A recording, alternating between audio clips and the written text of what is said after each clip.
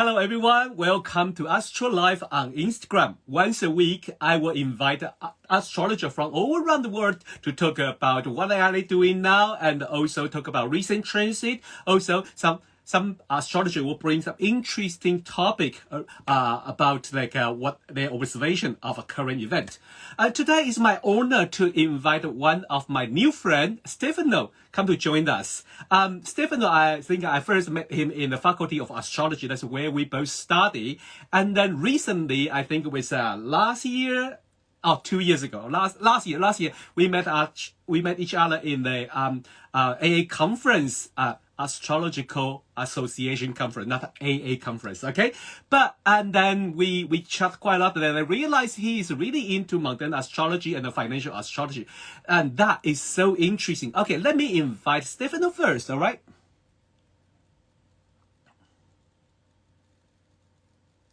Bear me.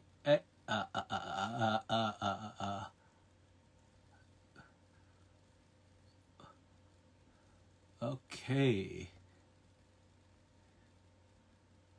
Here we are.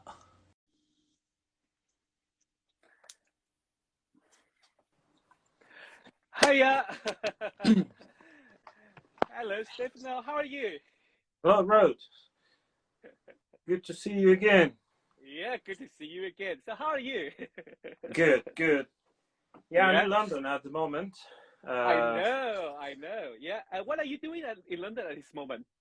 I'm actually meeting the people from the MA Cultural Astronomy and Astrology, the one run by Nick Campion. So they have a conference tomorrow, so I'll be there. Yeah. Okay. So you may be going to meet a lot of people. I think Wendy may be there, and then I know a lot of astrology will be there. That's a very important event, especially in the astrology community in United Kingdom, and also I think it's a very important occasion to set the astrology into more academic level. I adore that, but I just like to be honest with you. First, I have Mercury in Pisces, and second, my experience for study the research and the MA degree in France really put me down for do more research in academic level because I'm so scared. So, but I love it. I love that idea. Apart from MA degree, what are you doing at this moment? Can you say again, please? Apart from your MA degree, are you running any project or anything? Busy at this moment? Yeah, it's been quite a busy year for me. Earlier on this year, I published 2 books that I have been working on for a couple of years, actually, since the early lockdowns back in 2020. And so the first one is called Cosmic Journey, and it's I never wanted to write a cookbook of astrology, so I wanted it to be inspirational for people who either come across astrology right now or they've been into astrology for a while. I think that book is something which can take you through the layers of astrology. We have different layers of awareness in the astrological journey, and that's the point. I want to show the people what my understanding of astrology has been over these years. And the other one is more of a research book. It's about the cycles beyond Pluto. There is a lot of research going on right now, and I think we astrologers of today should be the ones who pave the way for the future. So we should be we should start looking beyond Pluto. So we know about the dwarf planets, and that's my own research. There's a lot more to do, of course. So I put my research over there. This is the first time I hear you talking about that. I never noticed you are interested in this dwarf planet, because I think at this moment I'm working quite a lot with Christine Skinner, and she's really into this too. And also our friend common Lian. Lian is also very into dwarf planet, and I think she recently going to publish some important articles soon. And we will talk to you about that. And I maybe run a project. And if I know you are into dwarf planet, you are on the list now.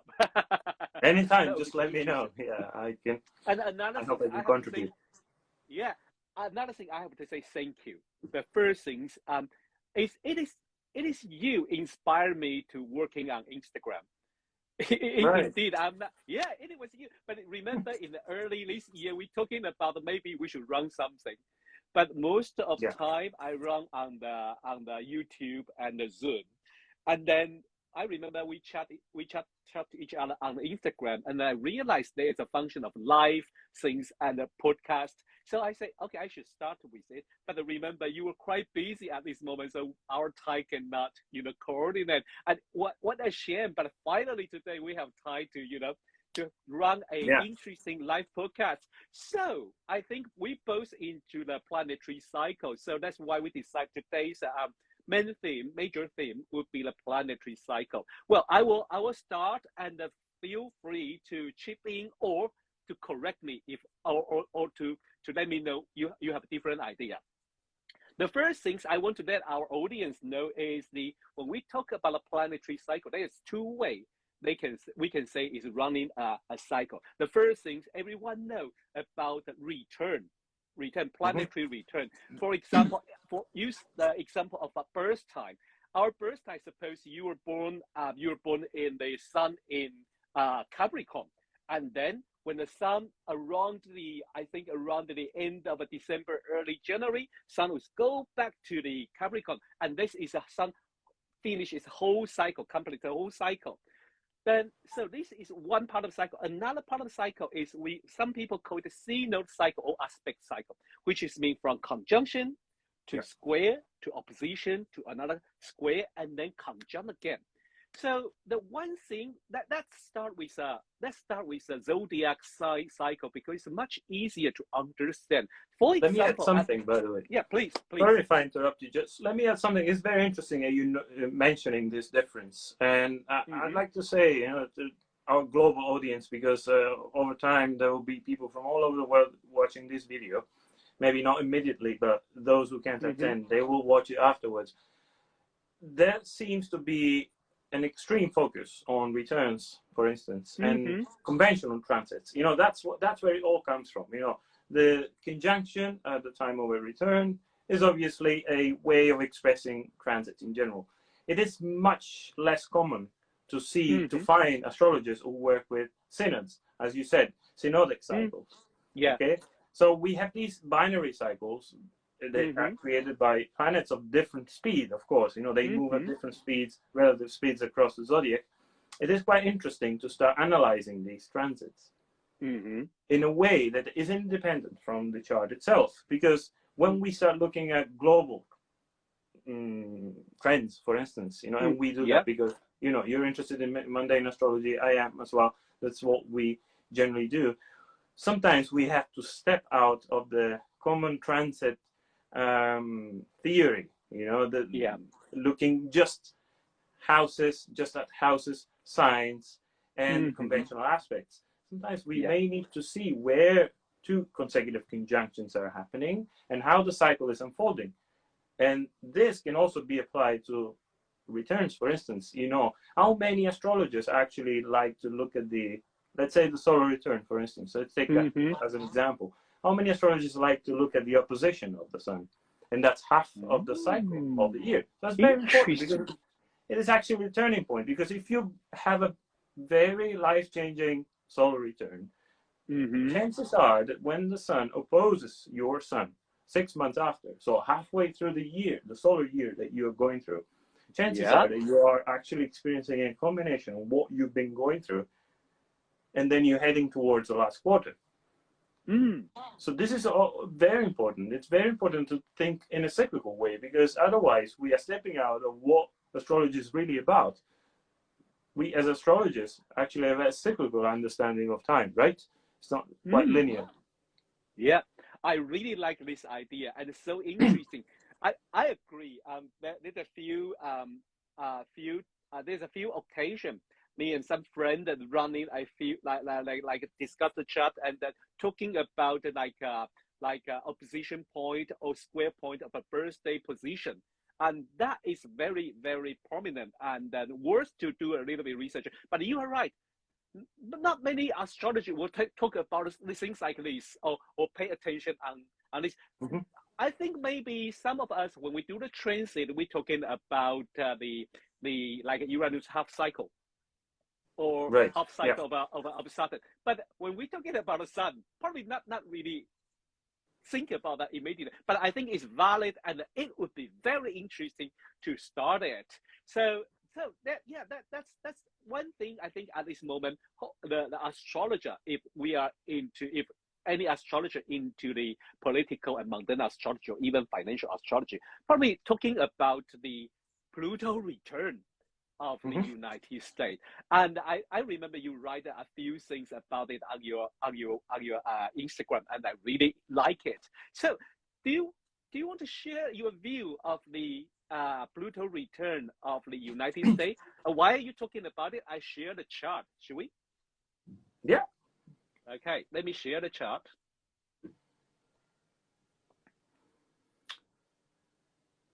So here I use the Sibley chart. Yeah. I would like to start off by mentioning a wonderful article written by Michael Ludin, American astrologer. He wrote it back, I think it was 2006, somewhere, around 2006. It can still be found on the internet. And that article was about America over the next few decades. And there's a strong focus on the upcoming Pluto return. So it was written just before Pluto entered Capricorn. Yeah. And we all know that Pluto, when it entered Capricorn, not only astrologers were already looking at what the return will be for the USA, but that would happen, in 2 decades. Of course, that's now, it's happening now. But they were already starting to look at that turning point as like the end of an era for what they could call the American Empire. So starting from there, we can see that astrologers, at that time, I was not really concerned with astrology, but those who were there before us, they were already looking at this upcoming event. So for many years, we've been wondering, what is going to happen? Yeah. Is it going to be a disaster? Is it going to be a collapse? Is it going to be so evident? Well, we still can't see the full picture, and this is what I've been writing on my Instagram. But there are some things that we should be talking about here. If you remember, Rod, when the first hit occurred, so when Pluto entered the 27th degree of Capricorn, that was early this year in February, and it was very close to the moment when Russia invaded Ukraine. Exactly, yes. All right. So that's the first point that several astrologers, including me, have actually highlighted. There's something we should keep in mind. We don't know yet how it's going to play out, but there is some kind of connection between what happened then, even though it's on the other side of the world, but somehow it's symbolically related to what the USA is going to be going through, is already going through. Another very important thing is something which occurred at the last inauguration. President Biden was sworn in, and if you look at his chart, he has a very Plutonic chart. And I remember at that time I was in the States, and I was watching it live, and I took the exact time of his swearing during the ceremony. And I was surprised to see that Pluto was at the midheaven. So that's obviously a chart which is valid for the next for these 4 years. For the next 2 years, it's still going to be valid unless he's out. And that's another sign that Pluto is playing a very important role over these years in US. And how Biden, with his Scorpio Sun in the 12th house, Mars in its own home, in Scorpio as well, and he has the chart ruler Jupiter in the 8th house, so he has a very Scorpionic chart which resonates with that kind of energy. He's there, he's there to somehow personify, embody this change that USA is going through. Another very important thing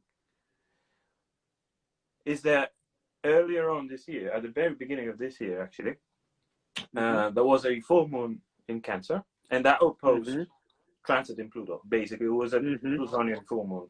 Very intense, but that was basically what announced, astrologically announced, the Pluto return for the USA. Guess what happened at that time? All the major indexes in the stock market started going down, and they're still very uncertain. Now we don't know if inflation is going down or not, slowing down. We don't know, but since then we've seen a gradual collapse of the stock market. Of course, USA plays a big role because it's still the leading economy. Yeah, and later on we can talk a little bit about how China is actually what kind of role China is playing in all of this. However, since the very beginning of this year, since that full moon specifically, which somehow signaled the start of the Pluto return for the USA, the stock market has been going down. Now, I've written in a post that maybe there is going to be a change of face later on this year. We get to the time when lunations occur in that same axis of Cancer Capricorn. However, we don't know. Yeah. So there is a lot going on. There are quite a few pieces that we can see. You know, stock market, the Biden administration, and how it's all playing out. Basically, the war in Ukraine, and how the US is funding constantly, and obviously there is this participation from all across the Western world to try and stop this war. So all of these are kind of related to what's happening astrologically to the USA chart, the one that you just put on the screen before. Yeah. So this Pluto return, of course, for those who don't know much about astrology that are going to see this video, this chart is basically for July the 4th, 1776, and this is internationally used to analyze and forecast events that concern the USA. Basically, it's the independence chart for the USA, the American independence chart. So this chart is a 2.5 decades old, 2.5 centuries old. So Pluto has come back to where it was, but we should not forget that we have Neptune making its second opposition to its place, according to this chart. Exactly. Thank you. So these two cycles are somehow aligned with each other, and there's a lot going on in the States. I've seen Kristen Skinner's lives with you, and she was suggesting the fact that the integrity of the federation might be at stake over the next few years. I actually agree with her. I like that idea. And you know, we should not forget that this Pluto return is not just one thing, that it's something we should look at in a singular way, because as soon as the country goes out, the nation goes out of the Pluto return in a few years, then it's going to head into the Uranus return, another one. Yeah. So there's a lot going on. The last one was in wartime, and now 84 years after, we have another Uranus return, which is going to coincide, guess what, with a waxing square with Jupiter. So the Jupiter-Uranus cycle will be playing a major role. And we, according to Barbault, one of the major mundane astrologers, before he passed away, he published a lot of stuff that can still be found. Some of it is in French. Actually, most of it is in French, but I could find something in English. And he defines the Jupiter-Uranus cycle as an explosive one. So we will see what happens. I guess there will be this period of dismantlement is going to go ahead, and we don't know where it's going to lead the USA. But after that, there will be somehow a new rebirth. And a rebirth doesn't mean that everything is going to, you know, what do you think, Rod? Do you think it's going to be very evident? It's a very slow process, right? Yeah, it is. Especially, it's a Pluto. It's a slow-moving planet. And to be honest with you, in the beginning, like 2007, 2006, when the Pluto moved into Capricorn, I started thinking about, what's going to happen? From that time, I started digging because I know a little bit about the politics, but I really have no idea how the the United States economic system and the financial system in the government, how they fund. And that was that time I started to hear a lot of story about how the FED, how federal running their financial system. And I said, oh, that's very interesting. That is based on, capitalism and the big banker with the government. And that system is very Plutonian. That is really Plutonian. We really have no idea what they're going to happen, and they borrow money from who and how they're going to. That is so complicated and deep rooted. Now, in the beginning, I have to say, was naive say maybe they're going to, deroot all these, but I think no. That would be you would just wipe out whole United States. So I think, yes, the system going to modify itself, or we will see the crisis about it. But as you say, it's a slow moving, and could be a slow and painful change. Over, it's underneath. Think about, we've all had Pluto transits in our lives, right? Yeah. So when you think about when you've had a Pluto transit to one of the personal planets or one of the luminaries or one of the angles, and you try and highlight one specific event which happens, you might be able to do that, but chances are you're not really able to find one specific event because it's a slow burning process. With Pluto, you basically start going down without even realizing it sometimes, or you're just scared about it. You just feel the darkness.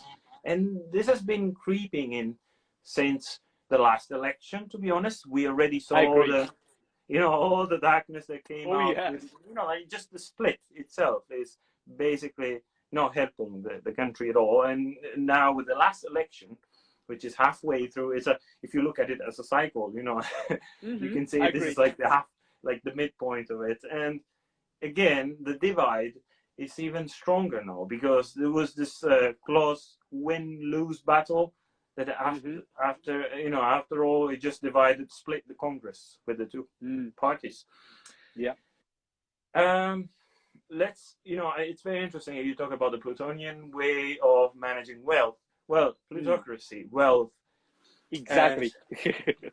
The Jupiter-Pluto cycle, which is generally associated with wealth. I was reading something by Ebertin, on midpoints and the German School of Cosmobiology. Very interesting point of view, very interesting way of working with charts.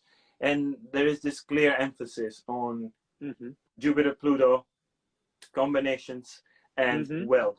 Well, we should not forget that the last Jupiter-Pluto cycle, the last conjunction, occurred in Capricorn together with Saturn.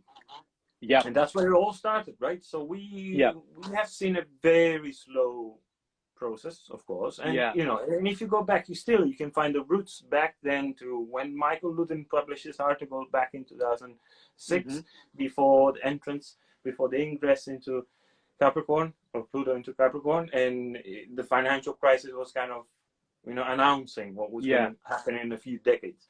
So it's a very slow process since Pluto has been in Capricorn, basically. Yeah. And then there's a waning phase. That's that's what's worrying, probably.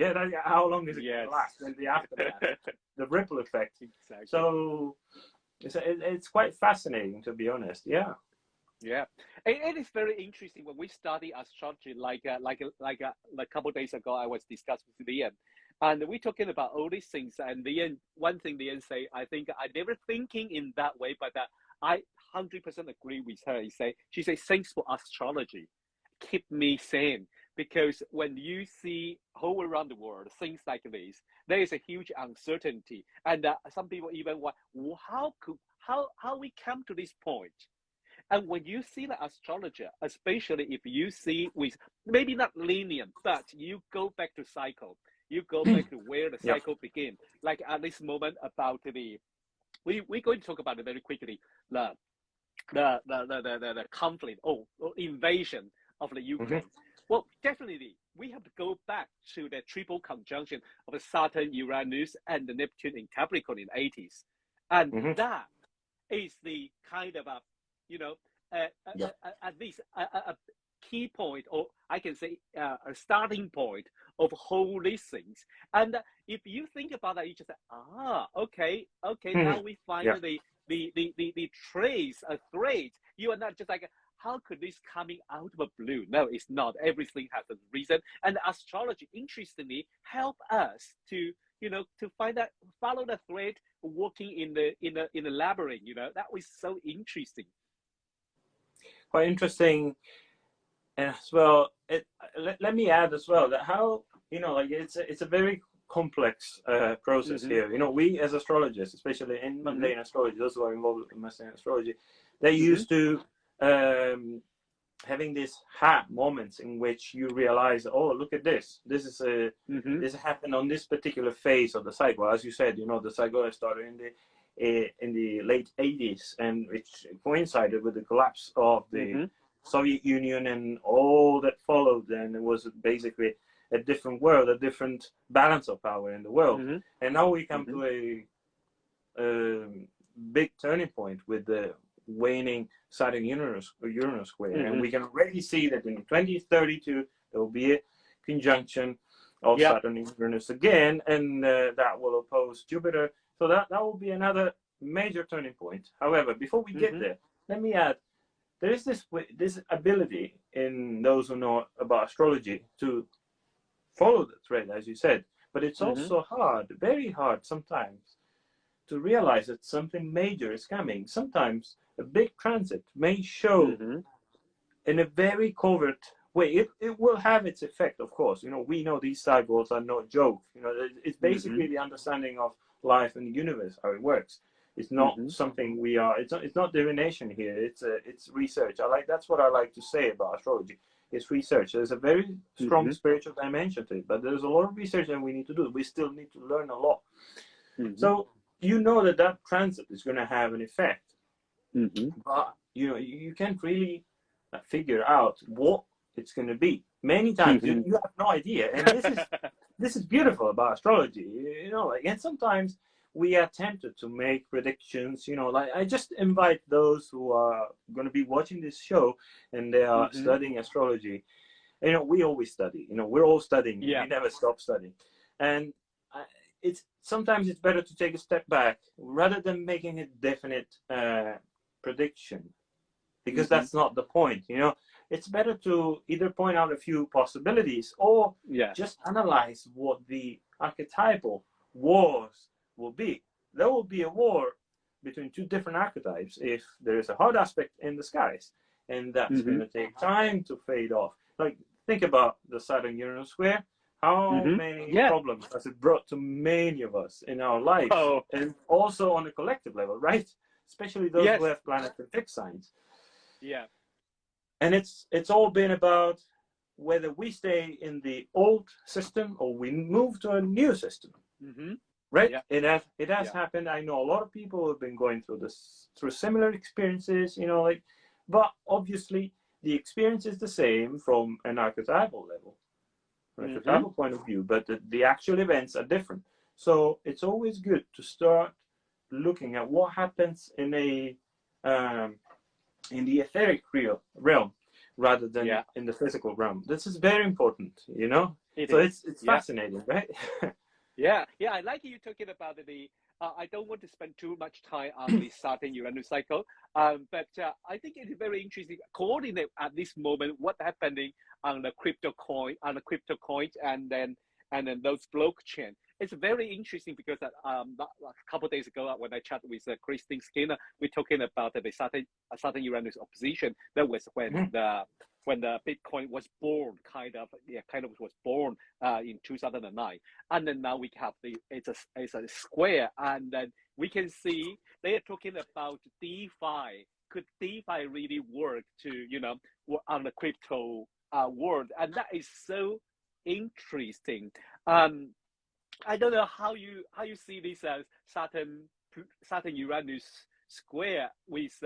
I know maybe people will, like you say, they were expecting something happen, but things always come to surprise you. Let's think about the fact that Uranus has been in Taurus, which is a sign of resources. Okay, and also it is to a certain extent, not directly, but to a certain extent, it's connected with money, because that's how we see resources nowadays. You know, that's how the economy runs nowadays. So since Uranus entered Taurus back in 2018, there has been this kind of popularization of Bitcoin and cryptocurrencies. So you know, decentralized finance has become much more popular since Uranus has been there. Because obviously Uranus opens the box and shows us what can be, you know, what can come from beyond what we know. So it's all about the unconventional. So I think a major turning point, looking ahead, a major turning point for the decentralized finance world is going to be 2024, when Jupiter meets Uranus in Taurus. This is very important. Like, this is a major thing that we should be looking forward to. Now, whether we want decentralized finance or not, that's not important, because events will somehow unfold in a way that will revolutionize the economy. So that's what the meaning of it might be. Okay, and again, we never know. We don't have any certainties. I don't like to say this is going to be it, because nobody knows. We need to see how things unfold. You know, the same as for the USA fluid, and we still can't see the full picture. Yeah. However, the signs show that there are signs that decentralized finance is there to stay, but we cannot be sure about it. Somehow, anyway, it's destabilizing the old finance. And this is the whole meaning of Uranus, right? Uranus and Taurus. Think about this, Rod. This is very interesting. You know, the recent collapse of Bitcoin came just after the lunar eclipse. Yeah. Right? And where was that lunar eclipse? In the fixed signs. It was in Taurus, right? And it conjoined Uranus and it squared Saturn. So it's all connected, right? So that's all about decentralized finance. However, on the other side of the spectrum, we have the stock market. The stock market somehow changed course, and now it's still uncertain. Of course, you know, like every turning point, it might be that we have touched rock bottom with the indices. You know, like the indices have come to the minimum now. It might be, I don't know, but chances are there will be an upward trend from now on, or at least from the beginning of next year. Think about that. They both had reversals. There was a collapse because of the FTX bankruptcy in the crypto world, and the stock market also had a change of face, and that was all around, and all happened just after the lunar eclipse. So when we look at the revolution of finance, which has been happening for quite a while, we need to always keep in mind that Uranus is still in Taurus, and this revolution is still going on, right? Yep. Yeah. Another thing, before, I think we cannot ignore at this moment, the major thing is still on the Russian-Ukraine situation. Yep. And just a couple of days ago, we owe a little bit alert. The debris of a missile was falling to Poland.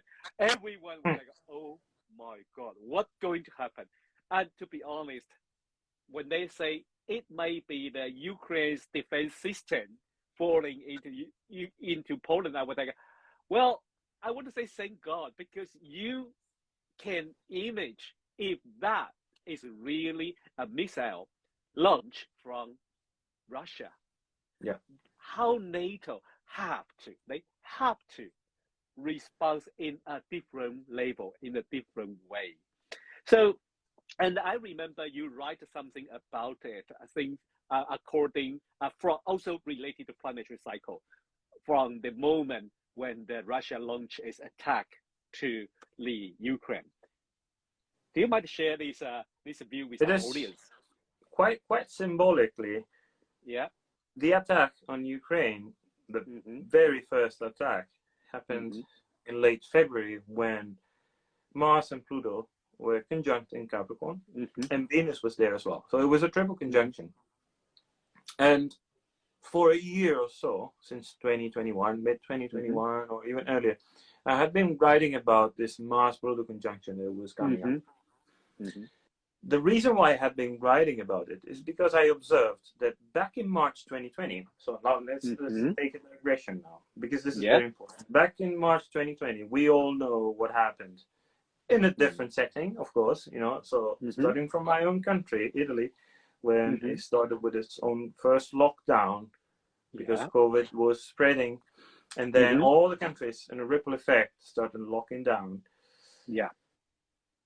That wave of fear happened when Mars entered Capricorn and then conjoined Jupiter, Saturn, and specifically Pluto. So the Mars-Pluto cycle, I realized it was connected with this whole pandemic story. And I had been writing about how the next conjunction was going to turn the tide, change the tide and turn the page. I don't know. I said, something is going to divert our attention away from COVID. And it actually happened, you know, and it somehow immediately, you know, it was kind of, you know, one of those moments when you have an event and it changes everything. You know, the paradigm was changed. Sometimes you have very slow effects in coincidence with transits. So in this case, it was a very quick change. And all of a sudden, we start considering something else, which is a bigger threat than the pandemic itself, which had somehow, you know, the idea of the pandemic had somehow outgrown itself. You know, whether scientists say it's still there or not, that's I'm not arguing on that. I'm not a scientist. I'm not going to say anything about viruses and whatever.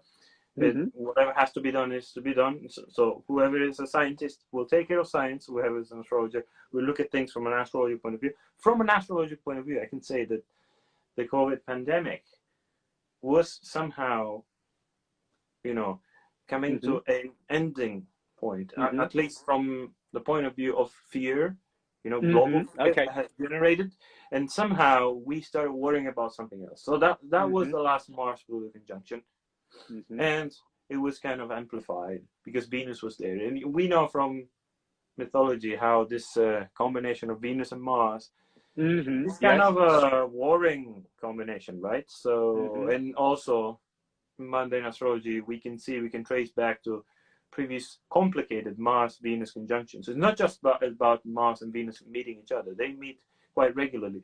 It's more about who they meet up with. So in this case, it was Pluto together with them. So it was quite interesting, right? So now maybe we need to start looking ahead towards the opposition between Mars and Pluto. That might be a turning point. Let's remind our viewers that we are now stuck in the waxing quincunx. You know, the waxing quincunx, because Mars is going retrograde in Gemini. That's you know, we are stuck in this phase right now, and we are still in the building phase. So we probably we haven't seen the full extent of this wall. And again, this is not to scare anybody, but this still might be something else that needs to happen in order for the full situation to fully develop. And then when we reach the opposition, we might start going towards a decline. Now, what I've observed in the past is that at conjunctions, even though we still don't know what's going to happen in the future, you know, it's like a new moon, it's the dark moon. So if you consider two planets coming into a conjunction, it's like a new moon. It's the same. It's the beginning of the cycle. It's like a birth of an idea. So we don't know what's going to happen, but we know something has changed. Sometimes, or I should say generally, the conjunction brings some kind of visible effects. But towards the opposition, when you start analyzing events and you want to pinpoint something, it's a little bit harder because it's in the nature of the aspect. You know, it's in the nature of that phase of the cycle. It comes to a culmination, and it's a slow burn. You know, and at that point, there is no inception of any new ideas. It's all about coming to the full extent, and then slowly, at the beginning, in a very imperceptible way, the whole situation starts waning. So we might come to a big turning point, even though we might not realize it, around the middle of next year, in the summertime. But then we should already start looking at the next conjunction, which is an interesting one. It's going to happen in early Aquarius, and that's what I wrote about. You remember? in early Aquarius together with Pluto and Venus again. Oh yes, again, yes. That right? Was like wow. And the interesting part is that all of that is going to happen in conjunction with the Saturn position of all the charts of those nations which were created after the collapse of the Soviet Union. Yes. Right? Yeah. So let's remind our followers that, when we look at modern Russia from an astrological point of view, we look at the 1991 chart. I specifically use one for December the 25th. I found it in Nick Campion's book.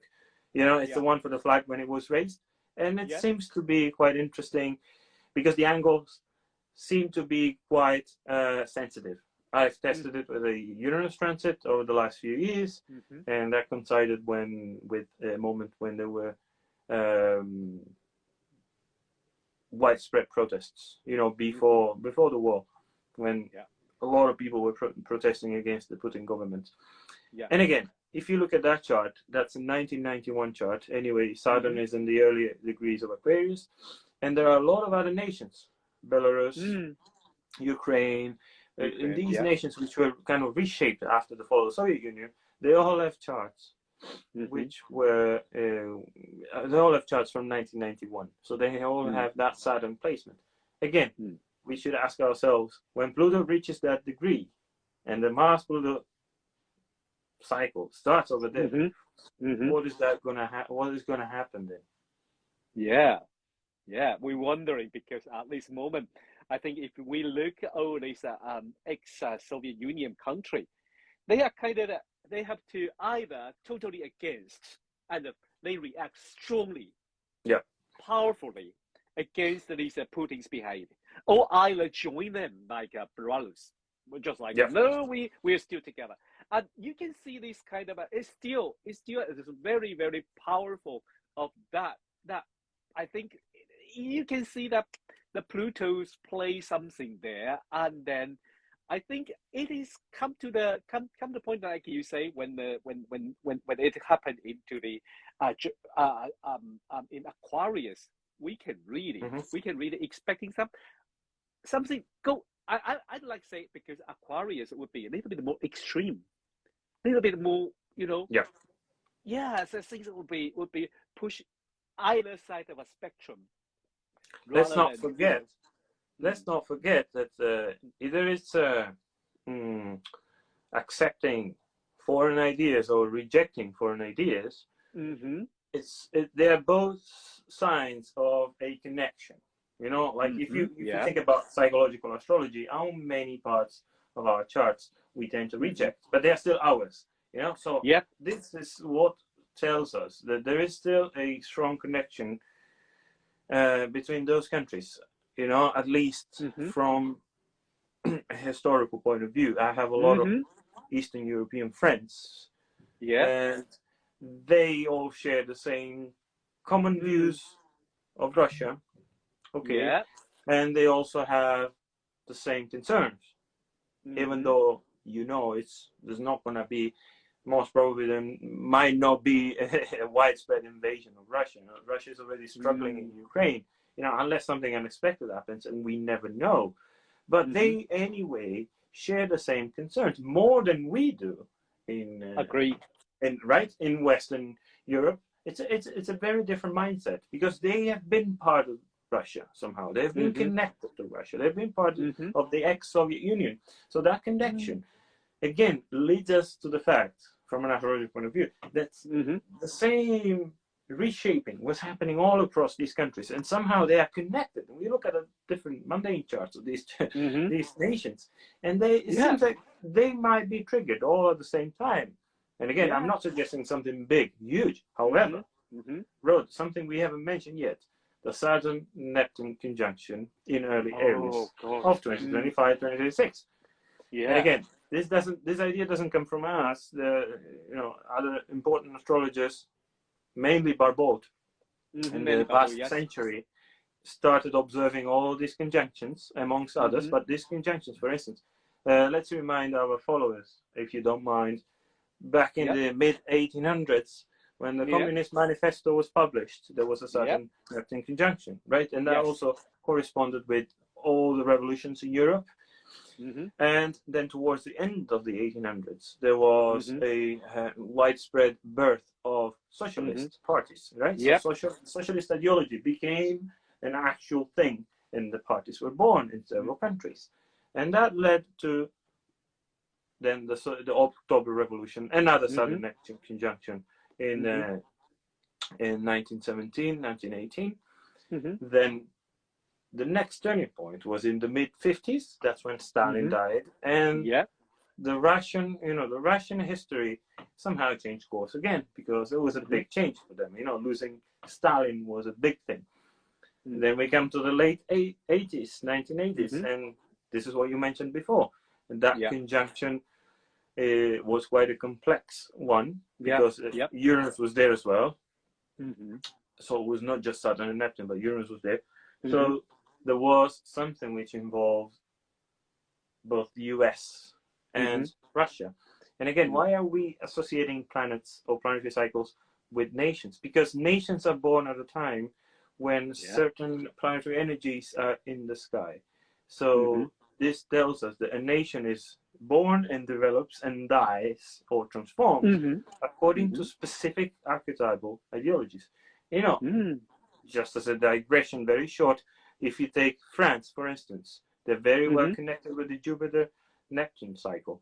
Not only because elections somehow coincide with many of those conjunctions, but because also of the left-wing history that has been there for quite a while now. Like different nations have different cycles that they respond more or less strongly to. And then you have China. Saturn and Pluto seems to be quite a turning point every time for China. And there's a reason for that, right? I think I have the chipping. I think the Mars-Pluto also work on them. Because I think they have a Mars-Pluto conjunction in their chart. I remember they have a Mars-Pluto in the Leo. So, That's the energy, the energy of the late 40s, and those people born at that time, they were the ones who actually rebuilt the world. So there's a lot of resilience and strength in the configuration. But as Liz Green says, there is this extreme need to somehow create something new. And then from a social point of view, you can see it not as just creativity, but just also as somehow wanting to be leaders. And that's a lot about Leo. China has always wanted to be a leader. And there have been predictions that China might take over. But we can talk about that also, because there's something interesting that happens. We're all looking at US and Russia. What about China? Because then maybe China is the one who gains after all of this that's happening to Russia and to the US. No doubt. Right? So and I think there will be, it's not just me. It's a lot of astrologers that think that it's like this. But the 2026 is going to be a turning point for Russia, and we don't know how it's going to unfold. Wow, to be honest, it's so much. First time work with you, I already kind of enjoy this. With only 15 minutes. I would feel like I back to the study mundane astrology all over again. I love that feeling. I love the energy you bring in, and your knowledge was so immense and so great. I really enjoyed our working together with you. So I really hope next time when you have time, let's make another podcast to talk about some different aspect about planetary cycle, or even a particular event you like to talk, because I think our audience can all benefit from you. And one thing I have to say, you are really, honestly, one of top grade mundane astrologer. I can say it now. You are amazing. You are really, really amazing. Thank I you. agree, because I've been working with so many mundane astrologer, and then what you bring, the different view is, and you bring a fresh view, and not only just focus on event after event, but also the behind it, the meaning and the symbolic, and the psyche, the label of psyche and symbolic. I really adore that take, because it brings back to everyone's life, everyday's life, rather than people. Some people, when we talk about political economics, some people just, oh no, I'm not into politics. But somehow that is also into everyday's life, and I like Yeah. that take, that fine take, because it's not only politics, it's also our chart, it's also astrology, and it's also our life. I really like that view. I know you're busy this moment, and I know you probably need to go in out soon. And then I don't want to, and I really hope you enjoy London, and shame this time we cannot catch up. But let's arrange another occasion when you come back to London. Let's go and hang out together. I really enjoy chatting with you, and then maybe we can have some other work together. I really enjoy that. Thank you, Thank Stefano. you very much. Really, thank you. And I really thank you so much for your words. Very kind. And let me add also something for our followers. Yeah. Something Yeah, which please. might help them. Yeah, Anyway, yeah. we're all studying Perfect. astrology till the very last day of our lives. Until the very last day our minds work. We will always be studying because we don't know the full picture. Astrology is so complicated. And we see how it has grown from, Babylonian times and then medieval times, and it's very different. It's evolving all the time. So I always invite my friends who study or practice astrology to look at the big picture. Never lose sight of the big picture, because it is the big picture which makes you an astrologer. Yes, it is way too easy to pinpoint something which is happening in a fast way, and we feel very strongly, like a Mercury transit, for instance, or even a lunar transit. You might feel it very strongly yourself.